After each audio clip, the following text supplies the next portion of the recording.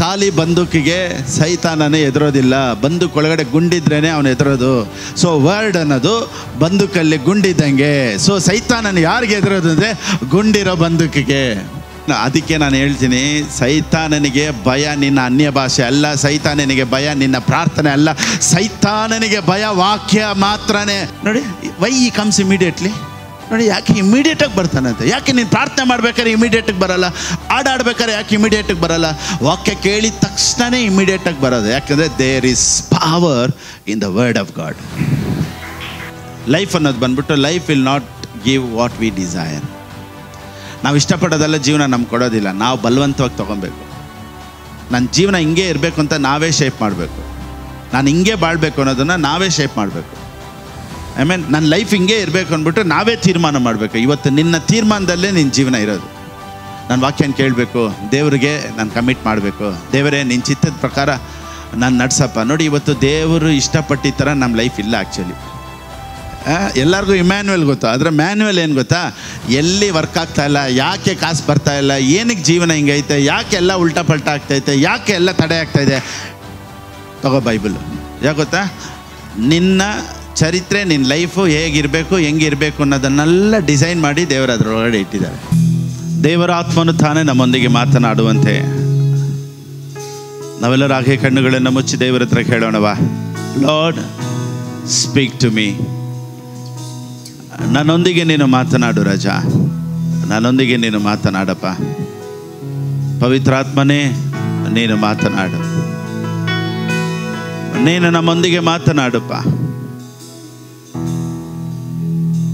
ಸತ್ಯವೇದ ಹೇಳುತ್ತೆ, ನನ್ನ ಕುರಿಗಳು ನನ್ನ ಶಬ್ದಕ್ಕೆ ಕಿವಿ ಕೊಡುತ್ತೆ.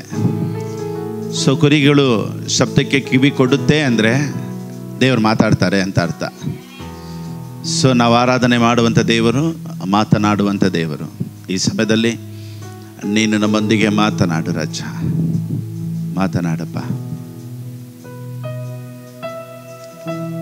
Is Lord, is Lord. He has risen from the dead. He is Lord. Every knee shall bow, every tongue confess that Jesus Christ is Lord. He is Lord. He is Lord. He has risen from the dead. He is Lord.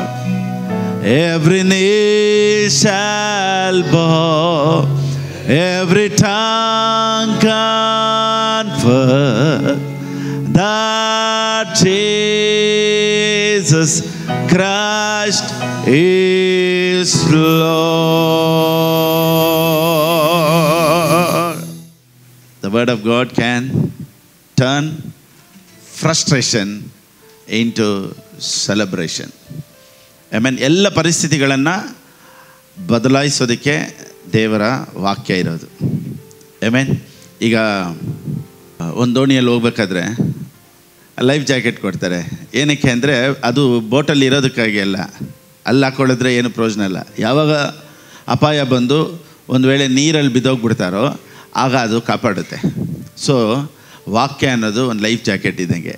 ಈಗ ಬಿದ್ದೋದಂಥ ಪರಿಸ್ಥಿತಿ, ಕೆಟ್ಟೋದಂಥ ಪರಿಸ್ಥಿತಿ, ನೀನು ಎಲ್ಲಿ ಬಿದ್ದಿದೆಯೋ ಅದು ನಿನ್ನನ್ನು ಸಾಯಿಸಿದ ಹಾಗೆ ಮತ್ತೆ ಬದುಕಿಸುವಂತೆ ಈ ಲೈಫ್ ಜಾಕೆಟು ನಿನ್ನ ಜೀವನನ ಕಾಪಾಡುತ್ತೆ. ಅದೇ ವಾಕ್ಯ. Praise the Lord. ಆಮೆನ್. ವಾಕ್ಯದ ಮುಖ್ಯತ್ವ, ವರ್ಡ್, ವಾಕ್ಯ ಅನ್ನೋದು ಎಷ್ಟು ಇಂಪಾರ್ಟೆಂಟ್ ಅನ್ನೋದನ್ನು ಇವತ್ತು ನಾವು ಸ್ವಲ್ಪ ನೋಡೋಣ. ಓಕೆ, ನೋಡಿ, ನಾವು ಜೀವನದಲ್ಲಿ ಒಂದನ್ನು ತಿಳ್ಕೊಬೇಕು. Life will not give you what you desire. Life will deliver to you what you demand out of it. Life will not give you what you desire. ನಾವು ಇಷ್ಟಪಡೋದೆಲ್ಲ ಜೀವನ ಕೊಡೋದಿಲ್ಲ ನಮಗೆ.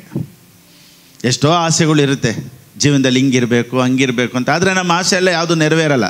ಆದರೆ ಕೆಲವೊಂದು life will deliver to you what you demand out of that.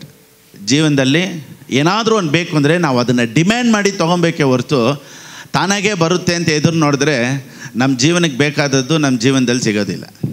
ಎಷ್ಟೋ ಆಸೆಗಳೈತೆ ಮನುಷ್ಯನ ಜೀವಿತದಲ್ಲಿ, ಇದು ನಡಿಬೇಕು, ಅದು ನಡಿಬೇಕು. ಏನಾದ್ರು ನಡೀತಾಯ್ತಾ? ಇಲ್ಲ. ನಾವೇನು ನೆನೆಸ್ತೀವೋ ಅದಕ್ಕೆ ಉಲ್ಟಾನೇ ನಡೀತಾ ಇರೋದು. ನಾನು ಇಷ್ಟಪಡೋದು ನೀವು ಇಷ್ಟಪಡೋದಲ್ಲ ಜೀವನದಲ್ಲಿ ತಾನಾಗೇ ನೆರವೇರೋದಿಲ್ಲ. ಪಕ್ಕದಲ್ಲಿ ನೋಡಿ ಹೇಳಿ, ತಾನಾಗೇ ನೆರವೇರೋದಿಲ್ಲ. ಬಲವಂತ ಮಾಡಿ ನಾವೇ ಹೊಂದ್ಕೊಬೇಕು. ಆಮೇಲೆ ಪರಲೋಕ ರಾಜ್ಯ ಬಲವಂತ ಪಡಿಸಲ್ಪಡುತ್ತಂತೆ. ಸೊ ನಾವೇ ಬಲವಂತ ಮಾಡಿ ನನಗೆ ಬೇಕು, ನಾನು ಹೆಂಗಿರಬೇಕು ಅನ್ನೋದು ನಾವೇ ಒಂದು ಪಿಕ್ಚರ್ ಹಾಕಬೇಕು ಲೈಫಲ್ಲಿ. ಸೊ ಇವತ್ತು ನಾನು ಕೊಡೋ ಸ್ಕ್ರಿಪ್ಚರು ನಿಮ್ಮ ಲೈಫಲ್ಲಿ ನೀವು ಎದುರು ನೋಡ್ತಾ ಇರುವಂಥ ಪಿಕ್ಚರ್ಗೆ ಕರ್ಕೊಂಡು ಹೋಗುತ್ತೆ ಖಂಡಿತವಾಗ್ಲೂ. ಹಿಲಾರಿ ಎಡ್ಮಂಡ್ ಅನ್ನೋರು ಮೌಂಟ್ ಎವರೆಸ್ಟ್, ಆ ದೊಡ್ಡ ಆ ಬೆಟ್ಟವನ್ನು, ಶಿಖರವನ್ನು ಅವರೇ ಫಸ್ಟ್ ಹತ್ತಿದಂತೆ. ಸೊ ಎಲ್ಲರೂ ಅವ್ರ ಹತ್ರ ಇಂಟರ್ವ್ಯೂ ಕೇಳಿದ್ರಂತೆ, ಹೆಂಗೆ ನೀನು ಅಲ್ಲಿವರೆಗೂ ಹೋಗಿದ್ದು, ಹೌ ಹಿ ಗಾಟ್ ದೇರ್ ಅನ್ನೋದನ್ನು ಎಲ್ಲರೂ ಅವ್ರ ಹತ್ರ ಇಂಟರ್ವ್ಯೂಯಲ್ಲಿ ಕೇಳಿದಾಗ he made this statement. ಅವರು ಇದನ್ನು ಹೇಳಿದ್ರಂತೆ, it is not the mountain I conquer, it is my self. ನಾನು ಇಷ್ಟು ದೊಡ್ಡ ಶಿಖರನ ಹತ್ತಿದ್ದು, ಬೆಟ್ಟವನ್ನು ಹತ್ತಿದ್ದು, ನಾನು ಆ ಬೆಟ್ಟನ ಜಯಿಸಲಿಲ್ಲ. ಆ್ಯಕ್ಚುಲಿ ನನ್ನನ್ನು ನಾನು ಜಯಿಸ್ಕೊಂಡಿದ್ದಕ್ಕೆ ನಾನು ಅಷ್ಟು ಮೇಲೆ ಹೋಗಿದ್ದೀನಿ. ಸೊ ಯಾವಾಗ ಜೀವನದಲ್ಲಿ ನಮ್ಮನ್ನು ನಾವೇ ಜಯಿಸ್ಕೊಳ್ತೀವೋ ಈ ಲೋಕನ ನಾವು ಜಯಿಸ್ಕೊಬೋದು. ನಾವು ಯಾರು ಅಂತ ತಿಳ್ಕೊಬೇಕು, ನನ್ನ ಕೈಲೂ ಆಗುತ್ತೆ ಅನ್ನೋ ಭರವಸೆ ಬೇಕು, ಆಗುತ್ತೆ ಅನ್ನೋ ನಿಶ್ಚಯ ಇರಬೇಕು. ಇದೆಲ್ಲ ನೋಡಿ ವಾಕ್ಯದ ಮುಖಾಂತರನೇ ಬರೋದು. Let the weak say I am strong, let the poor say I am rich. ಇದೆಲ್ಲ ನೋಡಿ ನಾವು ಸತ್ಯವೇದದಲ್ಲಿ ಮಾತ್ರನೇ ನೋಡೋಕ್ಕಾಗೋದು. ಸೊ ಅದಕ್ಕೆ ನಾನು ಯಾವಾಗಲೂ ಏನು ಹೇಳ್ತೀನಿ ಗೊತ್ತಾ, ಕೆಲವರು ಹೇಳ್ತಾರೆ ಪ್ರೇಯರ್ ಬ್ರಿಂಗ್ಸ್ ವಿಕ್ಟ್ರಿ ಅಂತಾರೆ, ಪ್ರಾರ್ಥನೆ ಜಯವನ್ನು ತರುತ್ತೆ ಅಂತ ಹೇಳ್ತಾರೆ. ನಾನೇನು ಹೇಳ್ತೀನಿ ಅಂದರೆ ಖಂಡಿತವಾಗ್ಲೂ ಪ್ರಾರ್ಥನೆ ಜಯನ ತೊಗೊಂಬರಲ್ಲ. Prayer doesn't bring victory. ಯಾಕೆ ಗೊತ್ತಾ, ಪ್ರಾರ್ಥನೆ ಅನ್ನೋದು ಎಲ್ಲ ಮತದವರು ಮಾಡ್ತಾರೆ. ಪ್ರೇಯರ್ ನೋಡಿ, ನಾನು ಎಂಪೈರ್ ಹೋಟ್ಲು ಹೋದೆ, ಪ್ರೇಯರ್ ರೂಮ್ ಅಂತ ಆಗಿತ್ತು. Meditation room, prayer room. Prayer ಅಂದರೆ ಪ್ರಾರ್ಥನೆ. ಎಲ್ಲರೂ ಹೇಳಿ, ಪ್ರಾರ್ಥನೆ ಅನ್ನೋದು ಎಲ್ಲ ಮತದವರು, ಎಲ್ಲ ಜಾತಿಯವರು ಮಾಡ್ತಾರೆ. ಎಲ್ಲ ಜಾತಿಗಳಲ್ಲೂ ಪ್ರಾರ್ಥನೆ ಇದೆ. ಅವ್ರವ್ರ ದೇವರಿಗೆ ಅವ್ರವ್ರು ಪ್ರಾರ್ಥನೆ ಮಾಡ್ತಾರೆ. ಹೌದಾ ಇಲ್ವಾ? ಎಲ್ಲ ಜಾತಿಗಳು ಪ್ರಾರ್ಥನೆ ಮಾಡ್ತಾರೆ. ಕ್ರೈಸ್ತರ ಹತ್ರ ಮಾತ್ರನೇ ವಾಕ್ಯ ಇರೋದು. ಸೊ ವಾಕ್ಯದಿಂದ ಬರುವಂಥ ಪ್ರಾರ್ಥನೆಗೆ ಶಕ್ತಿ ಉಂಟು. ಬರೇ ನಾನು ಪ್ರಾರ್ಥನೆ ಮಾಡ್ತಾ ಇದ್ದೀನಿ ಅಂದರೆ ಪ್ರಾರ್ಥನೆಯಲ್ಲಿ ಶಕ್ತಿ ಇಲ್ಲ. ಕ್ರಿಶ್ಚಿಯನ್ಸ್ ಸ್ಪೆಷಾಲಿಟಿ ಏನು? ವಾಕ್ಯ, ವರ್ಡ್ ಆಫ್ ಗಾಡ್. ವಾಕ್ಯನಿಟ್ಟು ಪ್ರಾರ್ಥನೆ. ನೋಡಿ, ಪ್ರಾರ್ಥನೆ ಅನ್ನೋದು ವಾಕ್ಯದ ಮುಖಾಂತರ ಪ್ರಾರ್ಥನೆ ಬರಬೇಕು.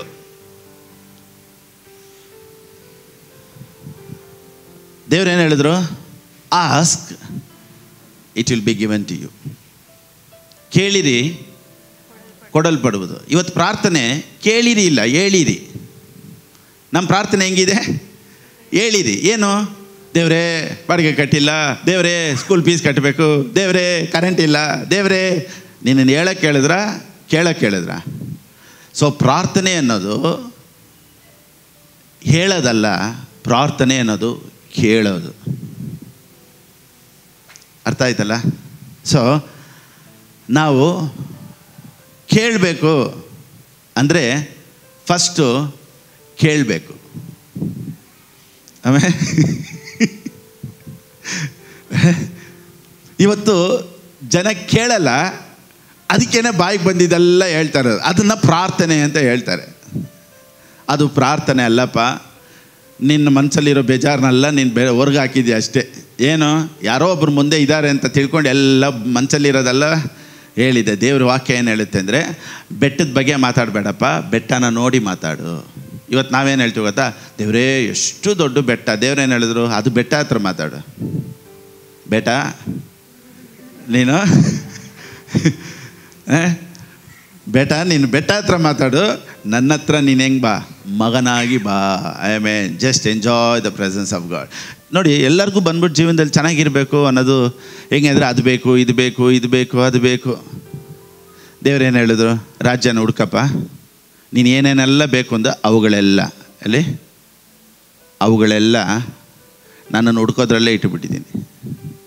ಸೊ ಮೊದಲು ಮತ್ತಾಯನಿಗೆ ಬರೆದ ಪುಸ್ತಕ 6:33 ಏನು ಹೇಳುತ್ತೆ? ಮೊದಲು. ಎಲ್ಲರೂ ಹೇಳಿ ಸರಿ. ಇಂಗ್ಲೀಷಲ್ಲಿ ಫಸ್ಟ್, ಸೆಕೆಂಡ್ ಸರಿ. ಮೊದಲು ಅಂದರೆ ಎರಡನೇದು ಯಾವುದು? ಮೊದಲು ದೇವ್ರ ರಾಜ್ಯನ ಹುಡ್ಕೊಂಡ್ರು. ಎರಡನೇದು ಯಾವುದನ್ನು ಹುಡುಕ್ಬೇಕಂತೆ? ಮೊದಲು means there is no second, there is no third, there is no fourth, because ಫಸ್ಟಲ್ಲೇ ಎಲ್ಲನೂ ಇದೆ. ಇವುಗಳೆಲ್ಲ ನಿಮಗೆ ಕೊಡ್ತೀನಿ ಅಂತ. ಆದರೆ ಇವತ್ತು ನಾವೇನು ಮಾಡ್ತೀವಿ ಗೊತ್ತಾ? ಫಸ್ಟ್ ಯಾವುದನ್ನು ಹುಡುಕ್ಬೇಕೋ ಅದನ್ನು ಹುಡುಕ್ತೆ ಜೀವನಕ್ಕೆ ಬೇಕಾಗಿದ್ದನ್ನೆಲ್ಲ ಹುಡುಕ್ತೀವಿ ನೋಡ್ದಾ? ಅದಕ್ಕೇ ಜೀವನದಲ್ಲಿ ಎಲ್ಲನೂ ಸ್ವಲ್ಪ ಹಿಂದೆಯೇ ಇರೋದು. ದೇವರು ಹೇಳಿದ್ರು ಫಸ್ಟ್ ಸೀಕ್ ಮೈ ಕಿಂಗ್ಡಮ್. Matthew 6:33 TPT ಟ್ರಾನ್ಸ್ಲೇಷನ್ ಅಲ್ಲಮ್ಮ. So above all, constantly seek God's kingdom and His righteousness, then all these less important things will be given to you abundantly. Amen. ಯಾವುದು ಇಂಪಾರ್ಟೆಂಟ್ ಅಂತ ಬೈಬಲ್ ಹೇಳುತ್ತೆ ನೋಡಿ. Bible ಹೇಳಿದ ಮೇಲೆ ಮುಗೀತು. So above all constantly seek God's kingdom and his righteousness. ಚೆನ್ನಾಗಿ ಗಮನಿಸಿ. Then all these less important things ಇದು ಬಂದ್ಬಿಟ್ಟು ಇಂಪಾರ್ಟೆಂಟ್ ಇಲ್ಲದೆ ಇರೋದಂತೆ. ಯಾವುದು ಇಂಪಾರ್ಟೆಂಟ್ ಇದೆಯೋ ಅದನ್ನು ಹುಡುಕಿದ್ರೆ ಇದೆಲ್ಲ ನಮ್ಮನ್ನು ಹುಡುಕಿ ಬರುತ್ತೆ ಅಂತ ಸತ್ಯವೇದ ದೇವ್ರು ಹೇಳ್ಬಿಟ್ರು. ಏನು ಹೇಳಿದ್ರು? ಇಷ್ಟಕ್ಕೆ ಯಾಕಪ್ಪ ನೀನು ಕಷ್ಟಪಡ್ತೀಯಾ? ನಾನು ಇದೆಲ್ಲ ನಿನಗೆ ಕೊಡ್ತೀನಿ, ನೀನು ನನ್ನನ್ನು ಹುಡ್ಕೋ. ಇವತ್ತು ಜನರಿಗೆ ಅದಕ್ಕೆ ಟೈಮ್ ಇಲ್ಲ ನೋಡಿ. ಹುಡುಕ್ಬೇಕು ಅಂದಾಗ ಇಲ್ಲ. ಯಾಕೆ ದೇವ್ರನ್ನ ಹುಡ್ಕೋದಕ್ಕೆ ಟೈಮ್ ಇಲ್ಲ? ಯಾಕೆ ವಾಕ್ಯ ಕೇಳೋದಕ್ಕೆ ನಮ್ಮ ಕೈಯಲ್ಲಿ ಆಗ್ತಾ ಇಲ್ಲ ಅಂದರೆ ಅದರ ಹಿಂದೆ ಒಬ್ಬ ಕೆಲಸ ಮಾಡ್ತಾನೇ ಇದ್ದಾನೆ, ವಾಕ್ಯ ಕೇಳಬಾರ್ದು ಅಂತ. If you understand this secret, ಇವತ್ತು ಈ ರಹಸ್ಯನ ನೀವು ತಿಳ್ಕೊಂಬಿಟ್ರೆ ವಾಕ್ಯಕ್ಕೆ ಫಸ್ಟ್ ಮುಖ್ಯತ್ವ ನೀವು ಕೊಡ್ತೀರಾ. ಆಮೇಲೆ ನೋಡಿ, ಇದೆಲ್ಲ ನಾವು ಓದಿರ್ಬೋದು, ಆದರೂ ಇನ್ನೊಂದು ಸತಿ ನೀವು ಓದಿದಾಗ ಒಂದು ಹೊಸ ರೆವಲ್ಯೂಷನ್ ಒಂದಿಗೆ ದೇವರು ನಿಮ್ಮೊಂದಿಗೆ ಮಾತನಾಡ್ತಾರೆ. ಮಾರ್ಕನಿಗೆ ಬರೆದ ಪುಸ್ತಕ 4ನೇ ಅಧ್ಯಾಯ 3ನೇ ವಾಕ್ಯ. ಇವತ್ತು ಇಲ್ಲಿಂದ ಸ್ವಲ್ಪ ಓದೋಣ. ಇದು ತುಂಬ ಇಂಪಾರ್ಟೆಂಟು. ಇಲ್ಲಿಂದನೇ ಇವತ್ತು ಸಬ್ಜೆಕ್ಟ್ ಸ್ಟಾರ್ಟ್ ಮಾಡೋಣ. ಕೇಳಿರಿ,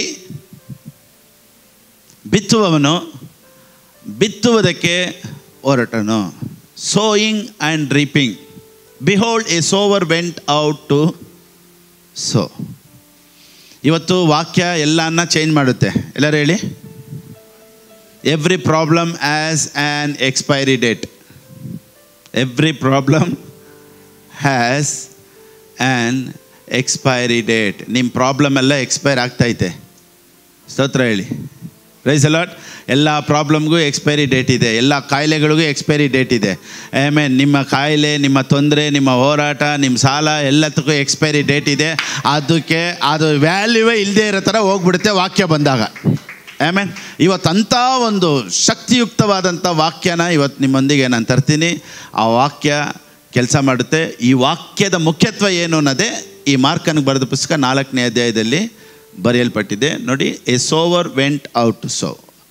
ನೆಕ್ಸ್ಟ್, ದೇವರು ಈ ಸಾಮ್ಯನ ಹೇಳ್ತಾರೆ ನೋಡಿ. 9ನೇ ವಾಕ್ಯ ಈ ರೀತಿ ಹೇಳುತ್ತೆ, ವರ್ಸ್ 9. ಕೇಳುವುದಕ್ಕೆ ಕಿವಿ ಉಳ್ಳವನು ಕೇಳಲಿ ಅಂದನು. ನೋಡಿ, ಯೇಸು ಸ್ವಾಮಿ ಹೇಳ್ತಾರೆ, ಕೇಳುವುದಕ್ಕೆ ಕಿವಿ ಉಳ್ಳವನು ಕೇಳಲಿ. ಎಲ್ಲರೂ ಹೇಳಿ.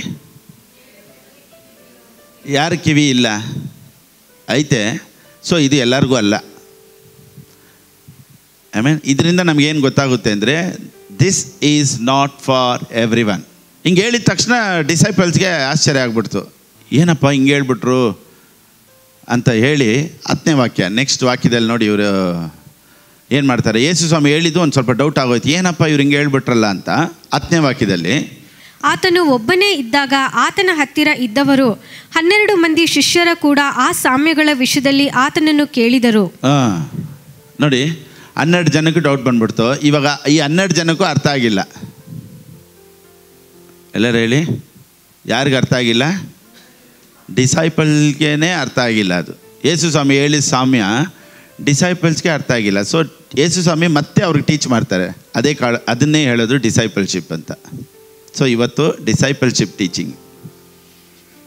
ಆಮೇಲೆ ಸೊ ಈ 12 ಜನಕ್ಕೆ ಯೇಸು ಸ್ವಾಮಿ ಹೇಳಿದ ಅರ್ಥ ಆಗಿಲ್ಲ. So when he was alone, ಒಬ್ಬರೇ ಇದ್ದಾಗ ಯೇಸು ಸ್ವಾಮಿ ಹತ್ರ ಹೋಗಿ ಕೇಳ್ತಾರೆ, ದೇವರೇ ನೀನು ಹೇಳಿದ್ದು ನಮ್ಗೆ ಅರ್ಥ ಆಗಿಲ್ಲ,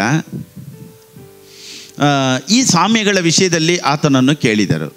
ನೆಕ್ಸ್ಟ್, ಅದಕ್ಕೆ ಆತನು ಅವರಿಗೆ, ದೇವರ ರಾಜ್ಯದ ಗುಟ್ಟು ನಿಮಗೆ ಕೊಟ್ಟಿದೆ, ಹೊರಗಿನವರಿಗೆ ಎಲ್ಲವೂ ಸಾಮ್ಯದ ಮರೆಯಲಿವೆ. ಆತನು ಅವರಿಗೆ ದೇವರ ರಾಜ್ಯದ ಗುಟ್ಟು ನಿಮಗೆ ಕೊಟ್ಟಿದೆ. ಗುಟ್ಟು ಎಲ್ಲರೂ ಹೇಳಿ ಆಮೇನ್. ಮಿಸ್ಟ್ರಿ.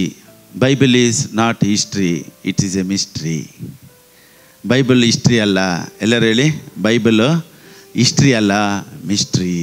ಸೊ ಇದನ್ನು ವಿವರಿಸಿ ಹೇಳೋದಕ್ಕೆ ಹೋಲಿ ಸ್ಪಿರಿಟ್ ಬೇಕು, ಅದಕ್ಕೆ ಪಾಸ್ಟರ್ ಬೇಕು, ಅದಕ್ಕೆ ಟೀಚರ್ ಬೇಕು, ಒಂದು ಚರ್ಚ್ ಬೇಕು, ಅದಕ್ಕೇ ಕಲಿಯೋದಕ್ಕೆ ಓಡಿ ಬರಬೇಕು. ದೇವರು ನಿಮ್ಮನ್ನು ಇಷ್ಟಪಟ್ಟು ಇಲ್ಲಿಗೆ ಕರ್ಕೊಂಬಂದಿದ್ದಾರೆ. ದೇವರು ಇಷ್ಟಪಟ್ಟು ಕರ್ಕೊಂಬಂದಿದ್ದಾರೆ. ಎಲ್ಲರೂ ಹೇಳಿ, ಪಾಸ್ಟರ್ ನಾನು ಇಷ್ಟಪಟ್ಟು ಬಂದಿರೋದು ಇಲ್ಲ.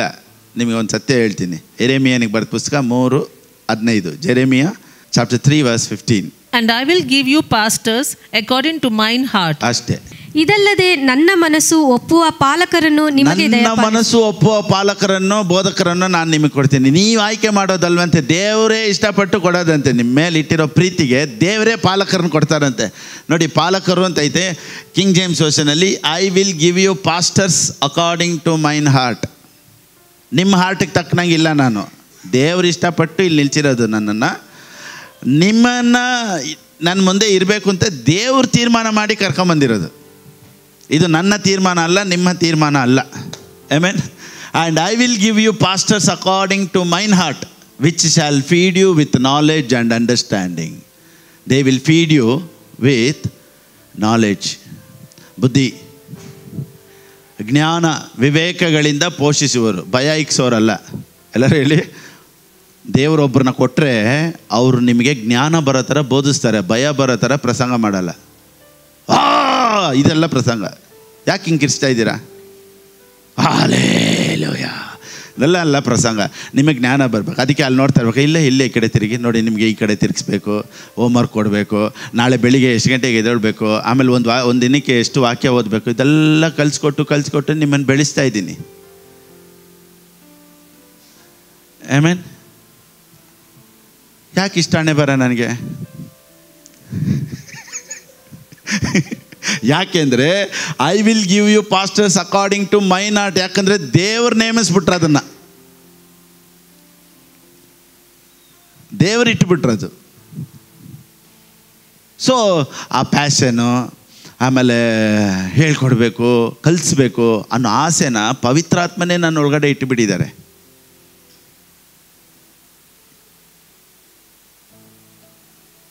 ಅಡ್ಮಿಷನ್ ಇಲ್ಲ, ಏನಿಲ್ಲ ಈ ಸ್ಕೂಲ್ಗೆ.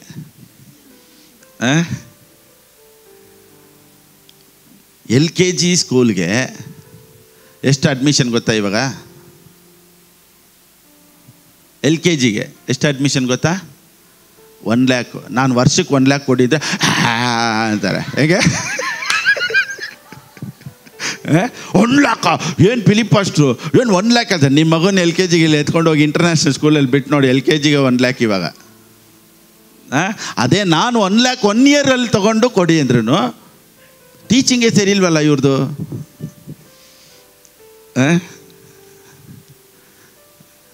ನೋಡಿ ಹಿಂಗೆ ನಿನಗೆ ಈ 1 lakh ಯಾಕೆ ಕೊಡೋಕೆ ಹೇಳಿದ್ರೆ, ಇನ್ನೂ ಅನೇಕ ಲ್ಯಾಕ್ಸು ಈಸಿಯಾಗಿ ನಿನಗೆ ಬರಲಿ ಅಂತ ಇದಕ್ಕೆ ಫಸ್ಟು ಅಡ್ಮಿಷನ್ನ ದೇವ್ರು ಕಟ್ಟಕ್ಕೆ ಹೇಳಿದ್ದು. ಸರಿ, ಇದಕ್ಕೆ ಬಂದ್ಬಿಡೋಣ. 4:11 ಮಾರ್ಕನ್ ಬರೆದ ಪುಸ್ತಕ 4:11, 13. ಆಮೇಲೆ ಆತನು ಅವರಿಗೆ ಹೇಳಿದ್ದೇನೆಂದರೆ, ಈ ಸಾಮ್ಯದ ಅರ್ಥ ನಿಮಗೆ ಗೊತ್ತಾಗಲಿಲ್ಲವೋ? ನೋಡಿ, ಚೆನ್ನಾಗಿ ತಿಳ್ಕೊಳ್ಳಿ. ಈ ಸಾಮ್ಯದ ಅರ್ಥ ನಿಮಗೆ ಗೊತ್ತಾಗದಿದ್ದರೆ ಸತ್ಯವೇದದಲ್ಲಿರೋ ಯಾವ ಸಾಮ್ಯವು ನಿಮಗೆ ಅರ್ಥ ಆಗೋದಿಲ್ಲ. ಸೋವರ್, ಸೀಡ್, ಗ್ರೌಂಡ್, ಇದು 3 ಪ್ರಿನ್ಸಿಪಲ್. ಬಿತ್ತುವವನು, ಬೀಜ, ನೆಲ. ನೆಕ್ಸ್ಟ್ 14. ಆ ಬಿತ್ತುವವನು ವಾಕ್ಯವೆಂಬ ಬೀಜವನ್ನು ಬಿತ್ತುತ್ತಾನೆ. ಸೊ ಯಾವುದು ಬೀಜ? Word.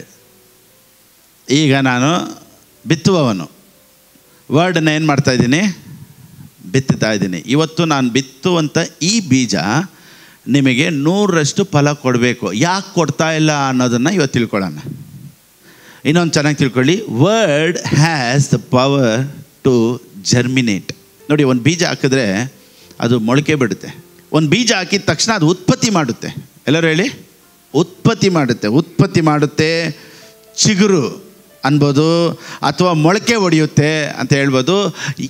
The word has a power to germinate, ಅಂದರೆ ಉತ್ಪತ್ತಿ ಮಾಡುವಂಥ ಶಕ್ತಿ ಬೀಜಕ್ಕೆ ಇದೆ.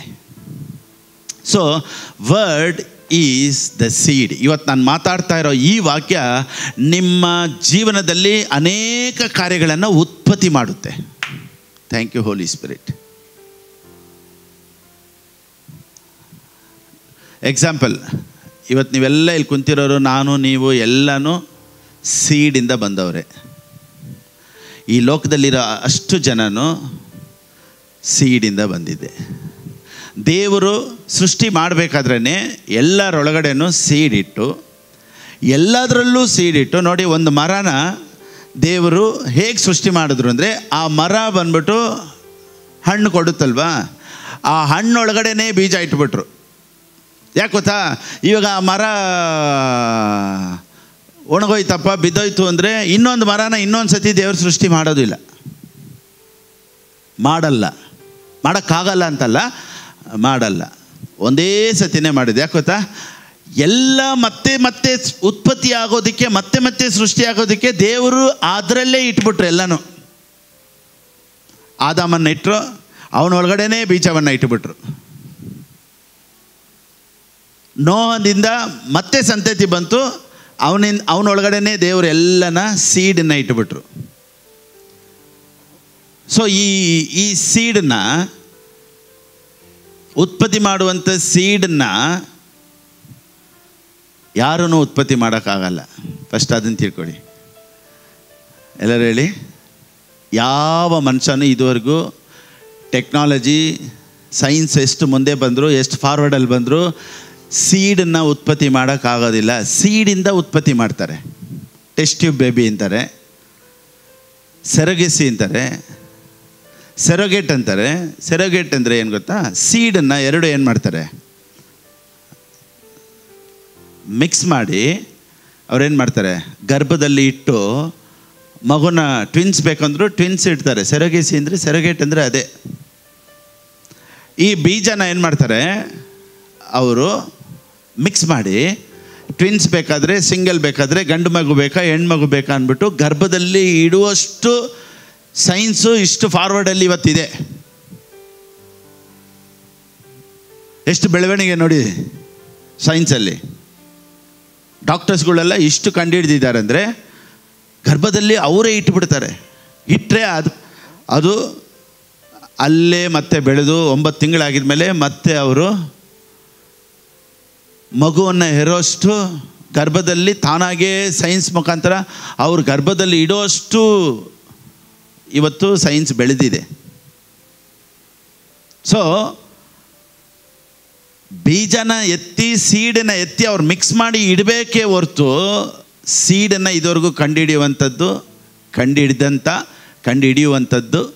ಇದಕ್ಕೆ ಮೇಲೂ ಬರಲ್ಲ, ಇದ್ರ ಮುಂದೇನೂ ಬಂದಿಲ್ಲ, ಇನ್ನು ಮೇಲೂ ಇಲ್ಲ. So seed comes from god. Amen. ಅದನ್ನು ಉತ್ಪತ್ತಿ ಮಾಡೋದಕ್ಕೆ ಯಾರ ಕೈಲೂ ಆಗೋದಿಲ್ಲ. ಸೊ ಈ ಸೀಡ್ ಅಂದರೆ ಏನು ಗೊತ್ತಾ? ಸೀಡ್ ಮೀನ್ಸ್ ಜರ್ಮಿನೇಟ್, ಉತ್ಪತ್ತಿ ಮಾಡುವಂಥದ್ದು. ಸೊ ಈ ವಾಕ್ಯ ಅನ್ನೋದು ನಿಮ್ಮೊಳಗಡೆ ನಾನು ಯಾವುದು ವಾಕ್ಯನ ಹಾಕ್ತೀನೋ, ಪ್ರಾಸ್ಪರಿಟಿ ಆಗಲಿ, ಹೀಲಿಂಗ್ ಆಗಲಿ, ಅದು ಉತ್ಪತ್ತಿ ಮಾಡುತ್ತೆ. ನಾನು ಯಾವ್ದು ಮಾತಾಡ್ತೀನೋ ನಿಮ್ಮ ಜೀವನದಲ್ಲಿ ಅದು ನಡೆಯುತ್ತೆ. ನಾನು ಏನು ಹೇಳ್ತೀನೋ ಅದು ನಡೆಯುತ್ತೆ. Praise the Lord. ಎಲ್ಲಿ ಪಾಸ್ಟರ್ ನಡೆದಿಲ್ಲ, ಅದೇ ತಾನೇ ಹೋಗ್ತಾ ಇದ್ದೀವಿ ಇವಾಗ. ಬನ್ನಿ ನೆಕ್ಸ್ಟ್, ಹಾಗೆ ಓದಿ. ಕೆಲವರು ವಾಕ್ಯವನ್ನು ಕೇಳಿದ ಕೂಡಲೇ ಸೈತಾನನು ಬಂದು ಅವರಲ್ಲಿ ಬಿತ್ತಿದ ವಾಕ್ಯವನ್ನು ತೆಗೆದು ಬಿಡುತ್ತಾನೆ. ಇವರೇ ವಾಕ್ಯವು ಬಿತ್ತಲ್ಪಟ್ಟ ದಾರಿಯ ಮಗ್ಗುಲಾಗಿರುವವರು. ಆಮೆನ್. ಸತ್ಯವೇದ ಹೇಳುತ್ತೆ, ವಾಕ್ಯವನ್ನು ಕೇಳಿದ ಕೂಡಲೇ ಸೈತಾನನು ಬಂದು ಅವರಲ್ಲಿ ಬಿತ್ತಿದ ವಾಕ್ಯವನ್ನು ತೆಗೆದು ಬಿಡುತ್ತಾನೆ. ಒಂದು ಸತಿ ವಾಕ್ಯನ ಹೇಳಿದ ತಕ್ಷಣ ಏನೇ ಪರಿಸ್ಥಿತಿ ಬಂದರೂ ಪರವಾಗಿಲ್ಲ, ನನ್ನ ಜೀವನ ಬದಲಾವಣೆ ಆಗುತ್ತೆ, ಎಲ್ಲ ಚೇಂಜ್ ಆಗುತ್ತೆ ಅನ್ನೋ ನಂಬಿಕೆ ಅವರೊಳಗಡೆ ಇರೋದಿಲ್ಲ. ಯಾಕೆ ಗೊತ್ತಾ? ಸಿಚುವೇಶನ್ಸ್ ಬಂದಾಗ, ಪರಿಸ್ಥಿತಿಗಳು ಎದುರು ಬದರಾಗಿ ಬಂದಾಗ, ಅವ್ರು ಅಂದ್ಕೊಂಡಿದ್ದು ನಡೀದೇ ಇದ್ದಾಗ, ಅಯ್ಯೋ ಬಿಡು, ಏನು ವಾಕ್ಯ ಕೇಳಿ ಏನೋ ಹೊರಟೈತದು. ನೋ, ನನ್ನೊಳಗಡೆ ವಾಕ್ಯ ಇದೆ. ಫಿಲಿಪ್ ಅಷ್ಟು ಹೇಳಿದ್ದಾರೆ, ಈ ವಾಕ್ಯ ಹೇಳಿದೆ ಅಲ್ವಾ, ದೇವ್ರು ನನ್ನನ್ನು ಆಶೀರ್ವದಿಸ್ತಾರೆ, ಎಲ್ಲ ಜಾತಿ ಜನಾಂಗಗಳಿಗಿಂತ ನಾನು ಆಶೀರ್ವಾದವಾಗಿ ಇರ್ತೀನಿ, ನಾನು ಚೆನ್ನಾಗಿರ್ತೀನಿ ಅನ್ನೋ ನಂಬಿಕೆ ಯಾಕೆ ಇಲ್ಲ ಅಂದರೆ ವಾಕ್ಯ ಒಳಗಡೆ ಇಲ್ಲ, ಹೊರಟೋಯ್ತು. ಚೆನ್ನಾಗಿ ಒಂದನ್ನು ತಿಳ್ಕೊಳ್ಳಿ, Satan is not afraid to the child of God, he is afraid to the word of God. Child of God ಅಂದರೆ ದೇವರ ಮಕ್ಕಳು, ಕ್ರೈಸ್ತರು, ಅವ್ರ ಮೇಲೂ ದೆವ್ವ ಓಡುತ್ತಲ್ವಾ. ಇನ್ನು ಜೀಸಸ್ ನೇಮ್ ಅಂದರೆ ಆಡ್ತಾರೆ, ಹಿಂಗೆ ಆಡ್ತಾರೆ. ದೀಕ್ಷಾಸ್ನಾನ ತಗೊಂಡವ್ರೆ ಆಡ್ತಾನೆ ಅವರೇ. ಎಲ್ಲಿಂದ ಬಂದೆ, ಹೇಗೆ ಬಂದೆ ನೋಡಿ, ಕ್ರೈಸ್ತರೇ, ಬೀಳೋದು ಹೇಳೋದೆಲ್ಲ ಕ್ರೈಸ್ತರೇ. ಕಮ್ ಔಟ್, ಅವ್ರಿಗೆ ನೋಡಿ ಬೆಶೀಟು ಬಕೀಟು ಎಲ್ಲ ಕ್ರೈಸ್ತರು, ಚರ್ಚಲ್ಲೇ ನಡೆಯೋದಿದು. ಎಲ್ಲಿ ಬಕೀಟ್ ತೊಗೊಂಬರೋದು ವಾಂತಿ ಎತ್ಸೋಕ್ಕೆ? ಎಲ್ರಿ ವಾಂತಿ ಎತ್ಸೋದು? ಚರ್ಚ್ಗಳಲ್ಲೇ ವಾಂತಿ ಎತ್ಸೋದು. ಅವ್ರು ಕೇಳಿ ಹೆಸರು ಏನಂತ, ರಾಬರ್ಟ್, ಜೇಮ್ಸ್, ಇಮ್ಯಾನ್ಯುಯಲ್, ಇವರೇ ವಾಂತಿ ಎತ್ತಾ ಇರೋದು. ಅವ್ರ ಮೇಲೇ ದೆವ್ವ ಇರೋದು. ಕೆಳಗಡೆ ಬಿದ್ದಿದ ತಕ್ಷಣ ಬೆಡ್ಶೀಟ್ ಹಾಕಬೇಕು. ಎಲ್ಲಿಂದ ಬಂದೆ ಅಂದರೆ ನೋಡಿ ಅವ್ರ ಅಂತಾರೆ. ಸೊ ಹೇಗೆ ಸೈತಾನನ ಬರೋಕ್ಕೆ ಚಾನ್ಸಸ್ ಇದೆ? Though they are child of God, there is no word of God. So ನಾನು ರಕ್ಷಣೆ ಹೊಂದಿದ್ದೀನಿ ಅನ್ನೋದು ಮುಖ್ಯ ಅಲ್ಲ, ನನ್ನ ಒಳಗಡೆ ವಾಕ್ಯ ಇದೆ ಅಂತ ಯಾವಾಗ ಸೈತಾನ ಗೊತ್ತಾಗ್ಬಿಡುತ್ತೆ, ನೀನೇ target. Thank you Holy Spirit. ನಾನು ದೇವರ ಮಗನು, ನಾನು ದೇವರ ಮಗನು, ಅದಕ್ಕೆಲ್ಲ ಅವನು ಭಯಪಡಲ್ಲ. ದೇವರ ಮಗನು ಅಂದರೆ ಹೆಂಗೆ ಗೊತ್ತಾ? ಗನ್ ಐತೆ, ಗುಂಡಿಲ್ಲ.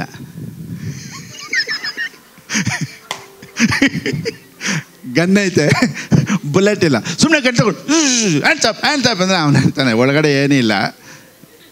ಹ್ಯಾಂಡ್ಸ್ ಅಪ್ಪ, ಅದು ವಾಟರ್ ಗನ್ ಇದ್ದಂಗೆ. ಇವತ್ತು ಅನೇಕ ಕ್ರೈಸ್ತ ಹತ್ರ ವಾಟರ್ ಗನ್ ಇದ್ದಂಗೆ, ಅವನು ಅದಕ್ಕೆ ಕೇರೇ ಮಾಡಲ್ಲ. ಖಾಲಿ ಬಂದೂಕಿಗೆ ಸೈತಾನನೇ ಎದುರೋದಿಲ್ಲ, ಬಂದೂಕೊಳಗಡೆ ಗುಂಡಿದ್ರೇ ಅವನು ಎದುರೋದು. ಸೊ ವರ್ಡ್ ಅನ್ನೋದು ಬಂದೂಕಲ್ಲಿ ಗುಂಡಿದ್ದಂಗೆ. ಸೊ ಸೈತಾನನ ಯಾರಿಗೆ ಎದುರೋದು ಅಂದರೆ ಗುಂಡಿರೋ ಬಂದೂಕಿಗೆ. ಸುಮ್ಮನೆ ಅದು ರೀಲ್ ಪಟಾಕಿ ಗೊತ್ತಾ? ಓಪನ್ ಮಾಡಿಬಿಟ್ಟು ಒಳಗಡೆ ಪಟ ಪಟ ಪಟ ಪಟ ಪಟ ಪಟ ಪಟ ಪಟ ಪಟ ಪಟ, ಯಾರೂ ಸಾಯಲ್ಲ ಅದರಲ್ಲಿ. ರಬರ ಬರ ಬರ ಬರ ಬರ ಬರ ಸದ್ರ ಬರ ಬರ ಬರ ಬರ ಯಾವುದು ಸಾಯಲ್ಲ. ವಾಕ್ಯ ಒಳಗಡೆ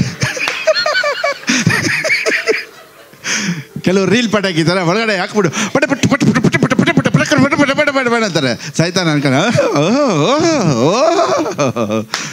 ವಾಕ್ಯ ಒಳಗಡೆ ಬರಲಿ ನೋಡಿ ಏನು. ಅದಕ್ಕೆ ನಾನು ಹೇಳ್ತೀನಿ, ಸೈತಾನನಿಗೆ ಭಯ ನಿನ್ನ ಅನ್ಯ ಭಾಷೆ ಅಲ್ಲ, ಸೈತಾನನಿಗೆ ಭಯ ನಿನ್ನ ಪ್ರಾರ್ಥನೆ ಅಲ್ಲ, ಸೈತಾನನಿಗೆ ಭಯ ವಾಕ್ಯ ಮಾತ್ರನೇ. ಅದಕ್ಕೇನೆ ಸತ್ಯವೇದ ಈ ರೀತಿ ಹೇಳುತ್ತೆ, ಕೆಲವರು ವಾಕ್ಯವನ್ನು ಕೇಳಿದ ಕೂಡಲೇ, ಇಂಗ್ಲೀಷಲ್ಲಿ ಈ ರೀತಿ ಹೇಳುತ್ತೆ, when they here Satan comes immediately. ಪ್ರಾರ್ಥನೆ ಮಾಡೋಬೇಕಾದ್ರೆ ಬರಲ್ಲ, ಅವನೇ ಹೇಳ್ತಾನೆ ಮಾಡು ಮಾಡು ಚೆನ್ನಾಗಿ ಮಾಡು. ಫಾಸ್ಟಿಂಗಾ? ನೀರು ಕುಡಿಬೇಡ, ಸಾಯ ಹಂಗೆ. ನಾನು ಉಪವಾಸದಲ್ಲಿ ಪ್ರಾರ್ಥನೆ ಮಾಡಿ, ಹೌದಾ ಬೇಗ ಬಾ ನೀನು ಸಾಯಿ ಅಂತ. ನಾವು ಉಪವಾಸಕ್ಕೆಲ್ಲ ಭಯಪಡಲ್ಲ, ಪ್ರಾರ್ಥನೆಗೂ ಭಯಪಡಲ್ಲ, ವಾಕ್ಯಕ್ಕೆ ಮಾತ್ರನೇ ಭಯಪಡೋದು. ನೋಡಿ, ವೈ ಈ ಕಮ್ಸ್ ಇಮಿಡಿಯೇಟ್ಲಿ. ನೋಡಿ ಯಾಕೆ ಇಮಿಡಿಯೇಟಾಗಿ ಬರ್ತಾನಂತೆ. ಯಾಕೆ ನೀನು ಪ್ರಾರ್ಥನೆ ಮಾಡ್ಬೇಕಾದ್ರೆ ಇಮಿಡಿಯೇಟಿಗೆ ಬರಲ್ಲ, ಆಡ್ಬೇಕಾದ್ರೆ ಯಾಕೆ ಇಮಿಡಿಯೇಟಿಗೆ ಬರಲ್ಲ?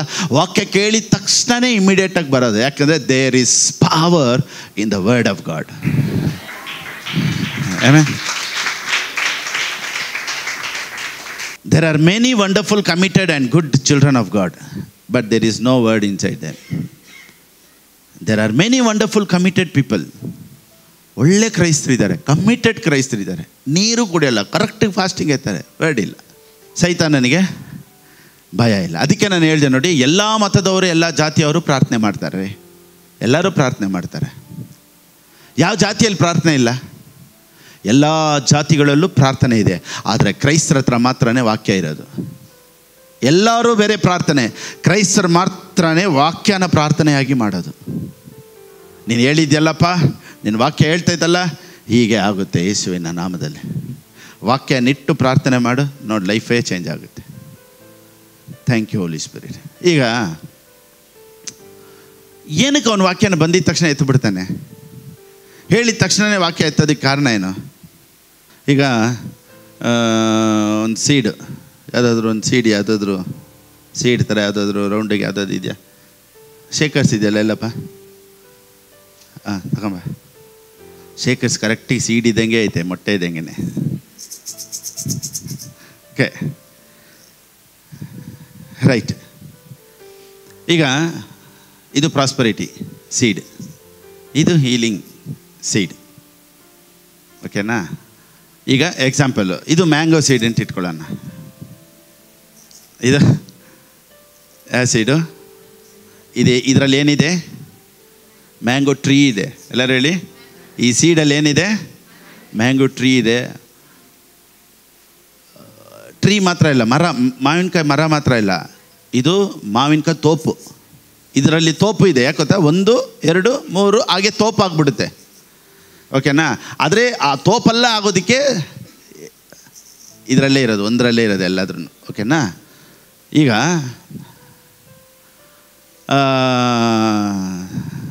ಸಂಜಯ್ ಪಾಪ, ಈಗ ಇವನಿಗೆ ಮಾವಿನ ಮರ ಬರಬೇಕು ಅಂತ ಆಸೆ ಅಲ್ವಾ? Mango tree. ಇವಾಗ ನೀನು ಇಲ್ಲಿ ತೋಡ್ಬಿಟ್ಟು ನೀನು ಮುಚ್ಚಿಬಿಟ್ಟು ಹೋಗ್ಬಿಡ್ಬೇಕು. ಅಂದರೆ ನೀನು ಅದು ಇದು ಎತ್ಕೋ, ಆ ಬಟ್ಟೆ ತಗೋ, ಆಫರಿಂಗ್ ಬ್ಯಾಗೆ ತಗೋ. ನೀನು ಇಲ್ಲಿ ಕೆಳಗಡೆ ಇಟ್ಬಿಡು. ಈಗ ಇವನಿಗೆ ಮಾವಿನ ಮರ ಬರಬೇಕು ಅಂತ ಆಸೆ. ಸೊ ಇದನ್ನು ಮಾವಿನ ಬೀಜ ತೊಗೊಂಬಂದಿದ್ದಾನೆ. ಓಕೆ, ಇವಾಗ ನೀನು ಅದೆಲ್ಲ ತೋಡ್ಬಿಟ್ಟು ಅದರೊಳಗಡೆ ಹಾಕ್ಬಿಟ್ಟು ಹಾಕ್ಬೇಕು. ಹಾಂ, ಸರಿ, ಹಾಕಾಯ್ತಾ? ಓಕೆ. ಏನು ಎಕ್ಸ್ಪೆಕ್ಟೇಷನಲ್ಲಿ ಹಾಕಿದ್ದು? ಮ್ಯಾಂಗೋ ಟ್ರೀ ಬರಬೇಕು ಅಂತ ಎಕ್ಸ್ಪೆಕ್ಟೇಷನ್ನು ಹಾಕ್ಬಿಟ್ಟ. ಸರಿ, ನೀನು ಹೋಗಿ ಮಲ್ಕೋ.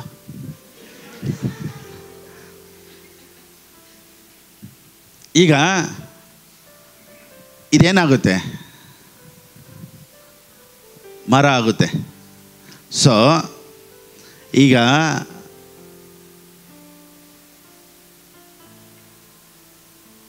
ಮಲಗಿರ್ಬೇಕಾದ್ರೆ ನಾನು ಎತ್ಬಿಡ್ತೀನಿ. ಓಕೆನಾ? ಇಲ್ಲಿ ಬಾಪ, ಡೈಲಿ ಬಂದು ನೋಡ್ಬಿಟ್ಟು ಹೋಗು, ಮರ ಬರ್ತಾಯ್ತಾ ಅಂತ.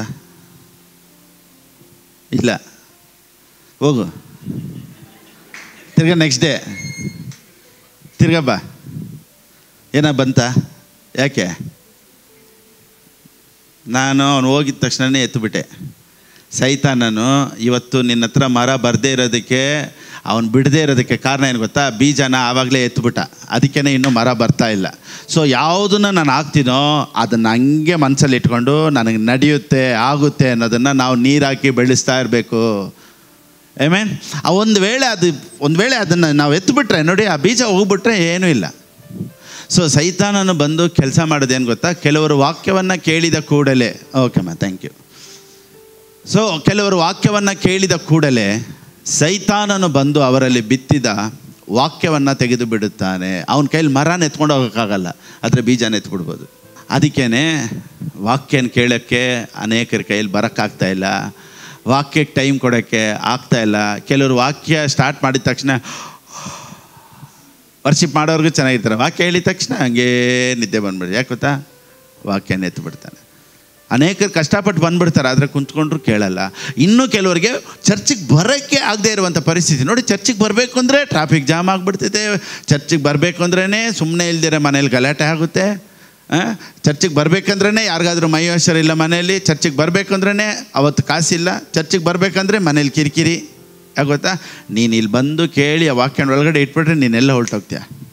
ಸೊ ನಿನ್ನ ಚರ್ಚಿಗೆ ಬರದೇ ಇರೋ ಥರ ಮಾಡೋದಕ್ಕೆ ಸೈತಾನನ ಏನೇನೆಲ್ಲ ಹೊರಗಡೆ ಕೆಲಸ ಮಾಡಬೇಕೋ ಅಷ್ಟು ಕೆಲಸ ಮಾಡ್ತಾ ಇರ್ತಾನೆ. Because word is power. ಅದಕ್ಕೇ ಎಲ್ಲ ಮದುವೆಗಳು, ಎಲ್ಲ ಬರ್ತ್ಡೇಗಳು, ಎಲ್ಲ ಹೆಸರಿಡೋದೆಲ್ಲ ಭಾನುವಾರನೇ ಇಡೋದು. ಯಾಕೆ ಗೊತ್ತಾ?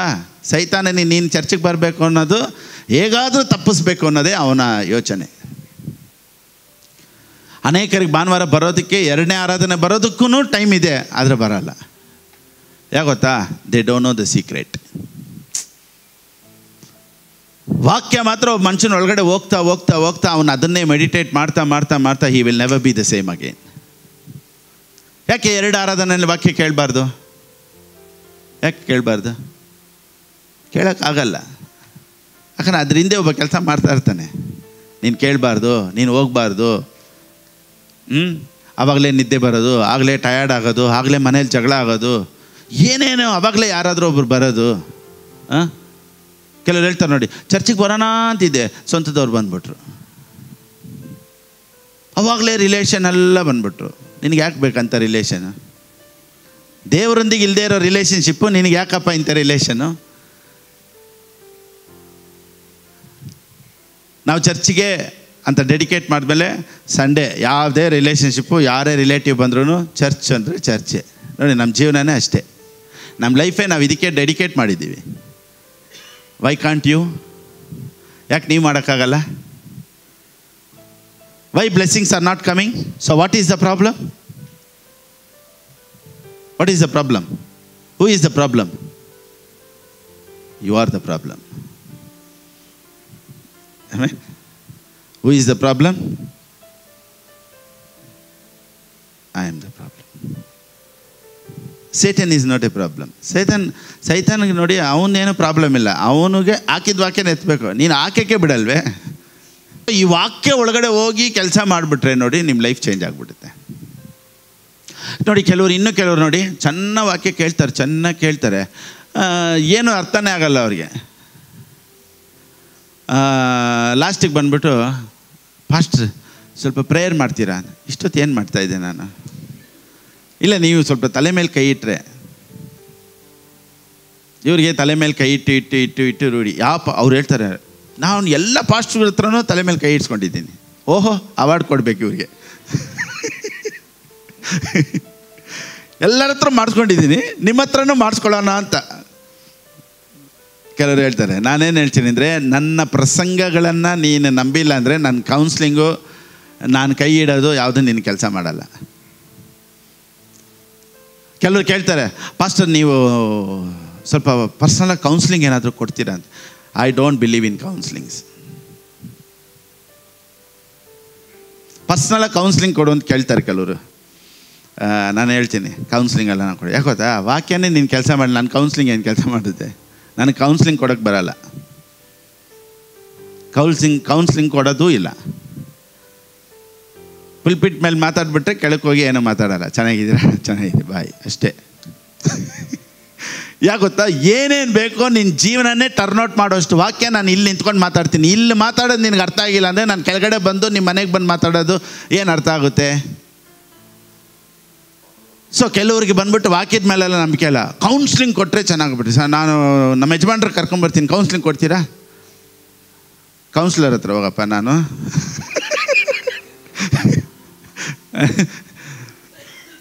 ನಾನು ಪಾಸ್ಟರ್, ಕೌನ್ಸಿಲರ್ ಅಲ್ಲ. ಸೊ ಕೆಲವ್ರಿಗೆ ಬಂದ್ಬಿಟ್ಟು ಈ ಥರ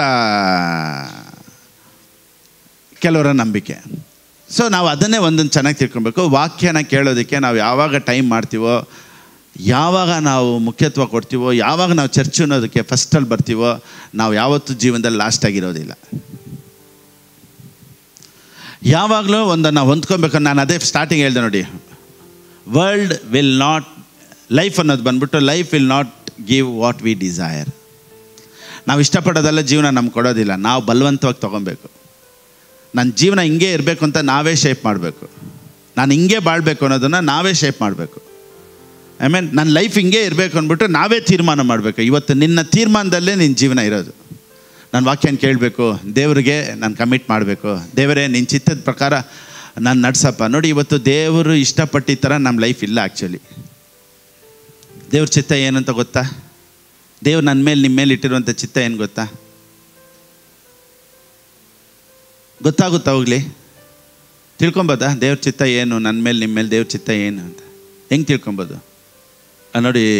ಇನ್ನೊಂದು ವಾಕ್ಯ ಈ ರೀತಿ ಇದೆ, ಎಫೆಸದವ್ರಿಗೆ ಬರೆದ ಪುಸ್ತಕ 5ನೇ ಅಧ್ಯಾಯ, ಅದರಲ್ಲಿ Therefore do not be unwise, but understand what the will of the Lord is. ಮತ್ತು ಬುದ್ಧಿಹೀನರಾಗಿ ನಡೆಯದೆ ಕರ್ತನ ಚಿತ್ತವೇನೆಂಬುದು ವಿಚಾರಿಸಿ ತಿಳಿದವರಾಗಿರಿ. ನೋಡಿ, ಚಿತ್ತ ತಿಳ್ಕೊಬೋದು.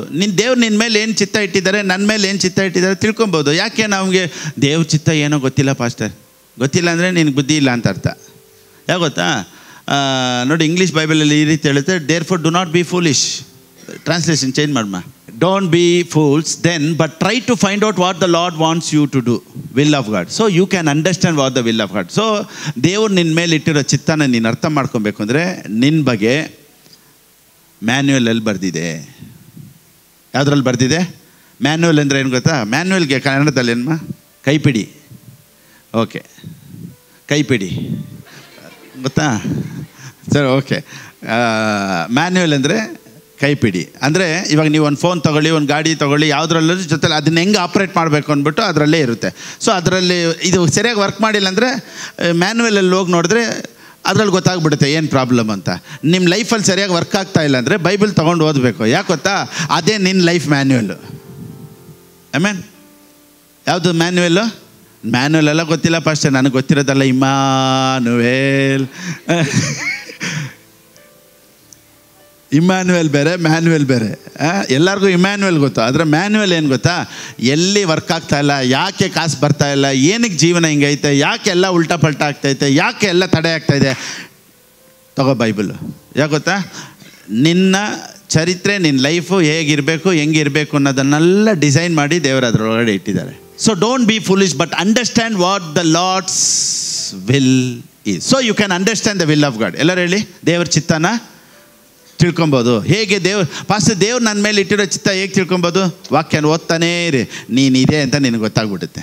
ವಾಕ್ಯ ಓದೋವರೆಗೂ, ಬೈಬಲ್ ತೊಗೊಂಡು ವಾಕ್ಯ ಓದೋವರೆಗೂ, ನೀವು ಸತ್ಯವೇದನ ಕೇಳೋವರೆಗೂ, ಪ್ರಸಂಗಗಳನ್ನು ಕೇಳೋವರೆಗೂ ನಿನ್ನ ಲೈಫಲ್ಲಿ ನೀನು ಯಾರು, ಹೆಂಗೆ ಆಗಬೇಕು, ಏನಾಗಬೇಕು ಅನ್ನೋ ಲೈಫೇ ಇರೋದೇ. ನೋಡಿ, ನನಗೂ ನನ್ನ ಜೀವನದಲ್ಲೂ ನನ್ನ ಲೈಫೇ, ನನ್ನ ಫ್ಯೂಚರೇ ಇಲ್ಲ ಅಂದ್ಕೊಂಡಿದ್ದೆ. ಆದರೆ ಯಾವಾಗ ನಾನು ರಕ್ಷಣೆ ಹೊಂದಿದ್ನೋ, ಯಾವಾಗ ಬೈಬಲ್ ಬಂತು, ಯಾವಾಗ ವಾಕ್ಯ ಬಂತೋ, ವಾವ್, ನನಗೂ ಒಂದು ಲೈಫ್ ಇದೆ ಅಂತ ಆಮೇಲೆ ನನಗೂ ಗೊತ್ತಾಯಿತು. ಅದಕ್ಕಿಂತ ಮುಂಚೆ ನನಗೆ ಜೀವನನೇ ಇದೆ ಅನ್ನೋದು ನನಗೆ ಗೊತ್ತಾಗಿರಲಿಲ್ಲ. ನನಗೂ ಒಂದು ಫ್ಯೂಚರ್ ಇದೆ ಅಂತ ಅಂದ್ಕೊಂಡೇ ಇರಲಿಲ್ಲ. ಏನೋ ಕುಡ್ದು ಸಾಯಬೇಕಷ್ಟೇ, ಇರೋವರೆಗೂ ಏನೋ ಕೆಲಸ ಮಾಡಬೇಕು, ಏನೋ ಬದುಕಬೇಕು, ಹಂಗಿರಬೇಕು ಅಷ್ಟೇ. ಜೀವನ ಏನಪ್ಪ, ಏನು ಲೈಫ್ ಅಂತ ನಾನು ಯಾವತ್ತೂ ಕುಂತ್ಕೊಂಡು ಯೋಚನೆನೇ ಮಾಡಿದ್ದಿಲ್ಲ. ಯಾವಾಗ ವಾಕ್ಯ ಬಂತೋ ಅವಲ್ಲೇ ಗೊತ್ತಾಯಿತು, ನಾನು ಹುಟ್ಟಿದ್ದಕ್ಕೆ ಒಂದು ಪರ್ಪಸ್ ಇದೆ, ನಾನು ಹುಟ್ಟಿದ್ದಕ್ಕೆ ಒಂದು ಚಿತ್ತ ಇದೆ, ದೇವರು ಒಂದು ಉದ್ದೇಶ ಇಟ್ಟಿದ್ರು. ಆಮೇಲೆ ಅದರ ವಾಕ್ಯ ಬರೋವರೆಗೂ, ನಾನು ರಕ್ಷಣೆ ಹೊಂದೋವರೆಗೂ ನನಗೆ ಅದ್ರ ಬಗ್ಗೆ ಗೊತ್ತೇ ಆಗಿರಲಿಲ್ಲ. ನಾನು ಹೆಂಗೆ ಅಂದ್ಕೊಂಡಿದ್ದೆ, ನಮಗೂ ಲೈಫ್ ಎಲ್ಲರ ಥರನೇ, ತಿನ್ನಬೇಕು, ಬದುಕಬೇಕು, ಕುಡಿಬೇಕು, ಸಾಯಬೇಕು, ಇಷ್ಟೇ ಅಂದ್ಕೊಂಡೆ. ಆದರೆ ವಾಕ್ಯ ಬಂದ ಮೇಲೆ ಗೊತ್ತಾಯಿತು, ವಾವ್, ಎಷ್ಟೋ ಜೀವನಗಳನ್ನು ಬದಲಾಯಿಸೋ ದೇವರು ನನ್ನ ಹತ್ರ ಇಟ್ಟಿದ್ರು. ನಿಮ್ಮ ಲೈಫನ್ನು ಇನ್ನೂ ಸೂಪರಾಗಿರೋದಕ್ಕೆ ವಾಕ್ಯದಲ್ಲೇ ಎಲ್ಲನೂ ಇದೆ. ಸೊ ವಾಕ್ಯಕ್ಕೆ ನೀವು ಮುಖ್ಯತ್ವ ಕೊಟ್ಟು, ವಾಕ್ಯನ ನಿಮ್ಮ ಹೃದಯದಲ್ಲಿ ಬಿತ್ತೋದಕ್ಕೆ, ವಾಕ್ಯನ ಕೇಳೋದಕ್ಕೆ ನೀವು ಫಸ್ಟ್ ಪ್ರಿಫರೆನ್ಸ್ ಕೊಟ್ಟರೆ ಲೈಫ್ ಟರ್ನ್ಔಟ್ ಆಗಿಬಿಡುತ್ತೆ. ಆಮೇಲೆ ಸೊ ಫಸ್ಟ್ ಸ್ಟೆಪ್ಪು ನೋಡಿ, understand the will of god. Okay, ನೋಡಿ, ದ ಬುಕ್ ಆಫ್ ರೋಮಾಪುರದವ್ರು ಬರೆದ ಪುಸ್ತಕ 12ನೇ ಅಧ್ಯಾಯ 1-2 ಓದಿ. ನೋಡಿ, ಫಸ್ಟ್ ನಿಮ್ಮ ದೇಹಗಳನ್ನು ದೇವರಿಗೆ ಮೀಸಲಾಗಿಯೂ ಮೆಚ್ಚುಗೆಯಾಗಿಯೂ ಇರುವ ಸಜೀವ ಯಜ್ಞವಾಗಿಯೂ ಅರ್ಪಿಸಿರಿ. ಇದೇ ನಿಮ್ಮ ವಿವೇಕಪೂರ್ವಕವಾದ ಆರಾಧನೆಯು. ಇದೇ ನಿಮಗೆ ಫಸ್ಟ್ ಆರಾಧನೆ. ನೋಡಿ, ಫಸ್ಟ್ ಇಲ್ಲಿ ಪೌಲನ್ ಏನು ಹೇಳ್ತಾ ಗೊತ್ತಾ? ಫಸ್ಟ್ ನಿನ್ನನ್ನೇ ನೀನು ಅರ್ಪಿಸ್ಬಿಡು. ಹೇಗೆ? Present your bodies a living sacrifice, holy, acceptable to God, which is your reasonable service. Service ಏನು ಗೊತ್ತಾ? ನನ್ನನ್ನೇ ನಾನು ದೇವ್ರಿಗೆ ಅರ್ಪಿಸೋದೇ ಸರ್ವೀಸು. ನಾನು ಆಡೋದಲ್ಲ ಸರ್ವೀಸು. ವರ್ಷಿಪ್ಪು ನಾನು ಹೆಂಗೆ ಆಡ್ತಾಯಿದ್ದೀನಿ ಅಂತಲ್ಲ, ದೇವರೇ ನಾನು ಕಮಿಟ್ ಮಾಡ್ತಾಯಿದ್ದೀನಿ, ದೇವ್ರಿಗಾಗಿ ಒಪ್ಪಿಸ್ಕೊಡ್ತಾ ಇದ್ದೀನಿ, ದೇವರೇ ನನ್ನ ಜೀವನನೇ ನಿನಗೆ ಅಂತ ಅರ್ಪಿಸ್ತೀವಲ್ಲ, that is worship first. Okay, ನಿಮ್ಮನ್ನು ನೀವು ಅರ್ಪಿಸಿದಾಗ, ದೇವರೇ ನೀನು ಹೆಂಗೆ ಹೇಳ್ತೀವ, ನೀನೇಪ್ಪ ನನ್ನ ಲೈಫಲ್ಲಿ ಫಸ್ಟು, ಸರಿ ಹೇಳಿ, ನನ್ನ ಲೈಫಲ್ಲಿ ಫಸ್ಟು ಅಂತ ಯಾವಾಗ ನಾವು ದೇವ್ರಿಗೆ ಅರ್ಪಿಸ್ತೀವೋ, ಎರಡನೇದು ಡೆಡಿಕೇಶನ್, ಕಮಿಟ್ಮೆಂಟ್, ಆಮೇಲೆ will of God. Unless you commit your life, unless you dedicate unto God, you will not know the will of God. First step ದೇವ್ರ ಚಿತ್ತ ನಿನ್ನ ಲೈಫಲ್ಲಿ ದೇವ್ರು ತಿಳಿಸ್ಬೇಕು. ಫಸ್ಟ್ ಸ್ಟೆಪ್ಪು ದೇವ್ರು ನಿನ್ನ ಲೈಫಲ್ಲಿ ಏನು ಅಂತ ತಿಳಿಸ್ಬೇಕು, ನೀನು ಯಾರು ಅಂತ ತಿಳಿಸ್ಬೇಕು. ಅಂದರೆ ಫಸ್ಟ್ ಸ್ಟೆಪ್ ನೀವೇನು ಮಾಡಬೇಕು ಗೊತ್ತಾ? Here I am down on my knees again, surrendering all, surrendering all. First step to know the will of God. ದೇವರೇ ನೀನು ನಡ್ಸಪ್ಪ ಅಂತ ಯಾವಾಗ ನಮ್ಮನ್ನು ಅರ್ಪಿಸ್ತೀವೋ, then you will come to know the will of God. ನೋಡಿ ಆ ವಾಕ್ಯ ಏನು ಹೇಳುತ್ತೆ? By the renewing of your mind that you may prove what is that good and acceptable and perfect will of God. To know the will of God you surrender yourself to God. ನೀನು ಯಾವಾಗ ದೇವ್ರಿಗೆ ಅರ್ಪಿಸ್ಬಿಡ್ತೀಯ, ನಿನ್ನ life you will never be the same again. Wow, you will B on the top. You are called to leave on the top. ಎಲ್ಲಿ pastor? ಮಾಡಿ ಮೇಲೆ ಟಾಪಲ್ಲಿ. So first ಇದನ್ನ ಅರ್ಪಿಸು, ನನ್ನನ್ನು ಹುಡುಕು, ನನಗೆ ನಿನ್ನ ಜೀವನ ಅರ್ಪಿಸು. ನೋಡಿ ಮಿಕ್ಕಿದೆಲ್ಲ ನಾನು ಕೊಡ್ತೀನಿ ನಿನಗೆ. ದೇವ್ರ ವಾಕ್ಯ ಹೇಳುತ್ತೆ, ದೇವ್ರ ರಾಜ್ಯನ ಹುಡುಕಿ ಎಲ್ಲ ನಾನು ನಿಮ್ಗೆ ಕೊಡ್ತೀನಿ.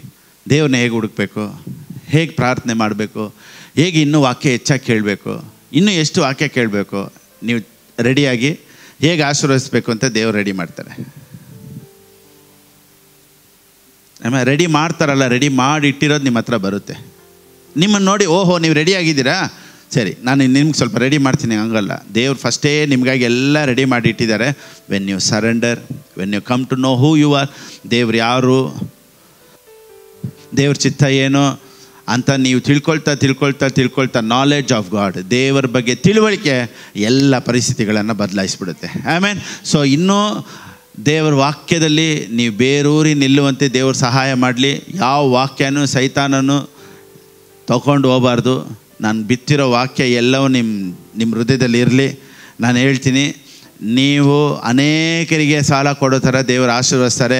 ದೇವರು ಏನೆಲ್ಲ ವಾಗ್ದಾನ ಮಾಡಿದ್ರೋ ಎಲ್ಲ ಜಾತಿ ಜನಾಂಗಗಳಿಗಿಂತ ನೀನು ಚೆನ್ನಾಗಿರ್ತೀಯ, ಆಶೀರ್ವಾದವಾಗಿರ್ತೀಯ.